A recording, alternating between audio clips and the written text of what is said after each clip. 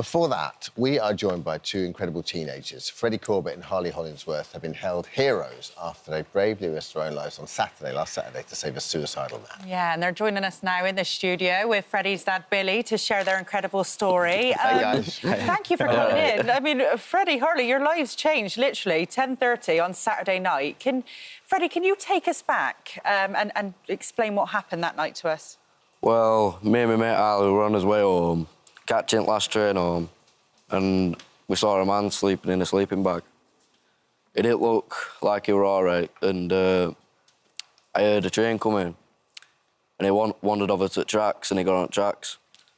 So I walked over and I said to him, "What are you doing?" And he said, "I'm killing myself tonight." So I jumped on tracks, he pushed past me, started walking towards the train, and I said, "No, you're not doing that, mate."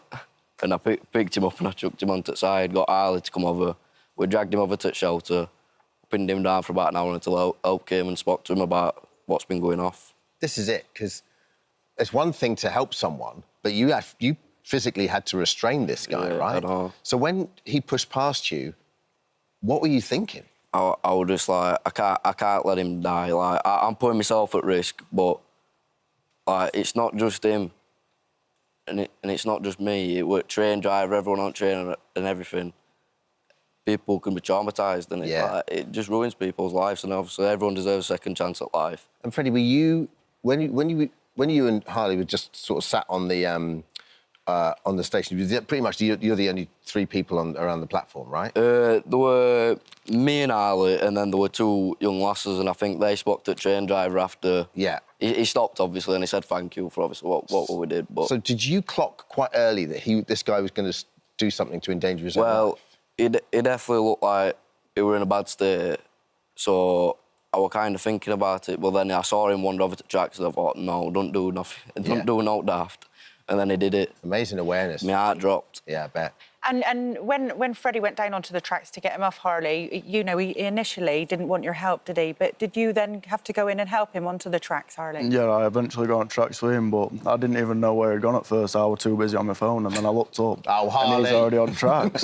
On his phone. Harley, how can you be that distracted when your mate's down on the tracks? Freddie, when you were... I mean, you know, we've all seen this play out in movies so many times in some way, shape or form. Is it like it is in the films? Are you seeing that train come towards you? You just... You don't think.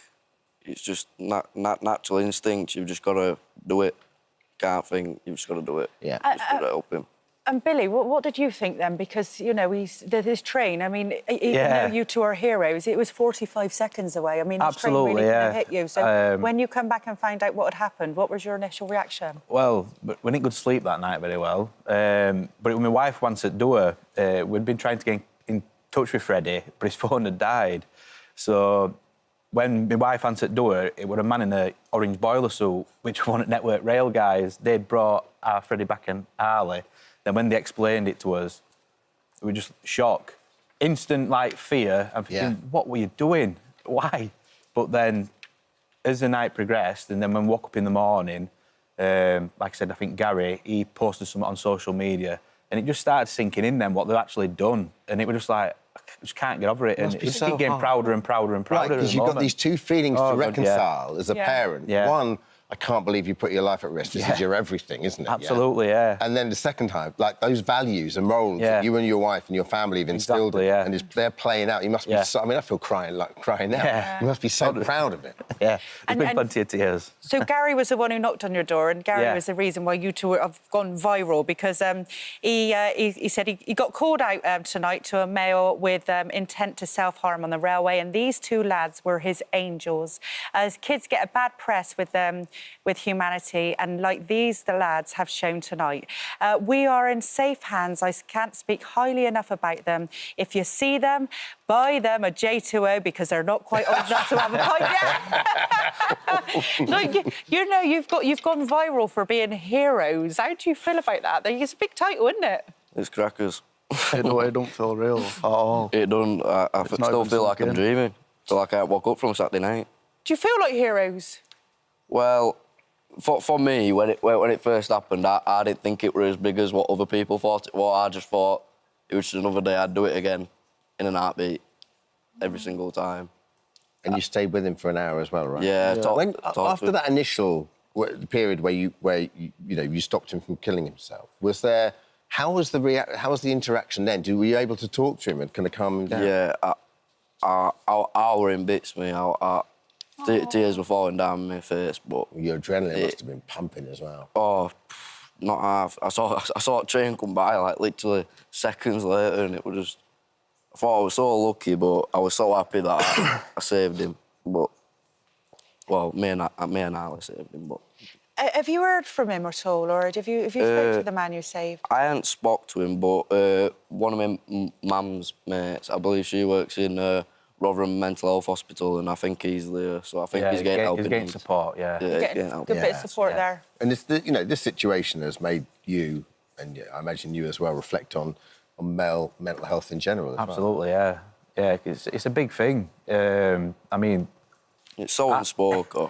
I don't talk about a lot of my feelings, and I know, like, it is difficult sometimes. You want to, but you just feel like you can't. You feel a bit ashamed. So you've seen somebody, you've saved somebody at their darkest hour. Like, has it changed the way you think about mental health? Like, what are your views on it now? It just makes me think that you don't know what other people are going through. You should always ask. You should always check up on people. You should always check up on your mates, even people you don't know if you think that they're going through stuff. Especially men as well, they seem to chat less than women, don't they? And Harley, what are your views on mental health? Because you've rescued this man from probably the darkest period you'll ever see somebody in. I just think men need to speak out more, and that it's all right not to be all right. Yeah. And that you need to just talk to people, talk to others. And has it changed you as a family? I think, yeah. It's like, at minute, if he don't tidy his bedroom, I feel like I can't shout at him or tell him off. So it's like... Freddie, you just bought yourself a free pass. I know. He's got that many free passes at minute. I'm like, I don't know what to say to him. And so... Well, it's all right. I've got him a couple of days out in London, so it's all right. Yeah, nice. Yeah. And so, Billy, you must be very proud, obviously, because... Absolutely, yeah. And we see it so many times on this show. Your generation are kind of demonised as, and just seeing you two, and I'm sure there are, there's obviously countless other kids like you up and down the country. That's it, yeah. It's, I mean, like I said, Freddie and Harley, they're both really alike each other, do you know what I mean? Talking to Dale, Harley's dad, a lot ever since this, and they're like two peas in a pod. Everything that he talks about Harley is what Freddie does as well. But then, regards to other people's personas on lads, they can be just taken out of context because of maybe what they wear or where they knock about or what they do, and it's just unfair. Yeah. And it's like, even at school, we'll get a text message saying, Freddie's this or Freddie's that, and I'm like, well, no, to be fair, look at that post, that's my son, that's Freddie, that's what he's about. You know what I mean? Lovely. Great character. Now, you might think that these guys have had their fill of adrenaline. Yeah, but... We have spoken to our friends at Alton Towers for you because we found out that you are both adrenaline junkies and they'd like to reward your bravery with the ultimate VIP experience. I've had one of these VIP experiences. They're incredible. You don't have to queue.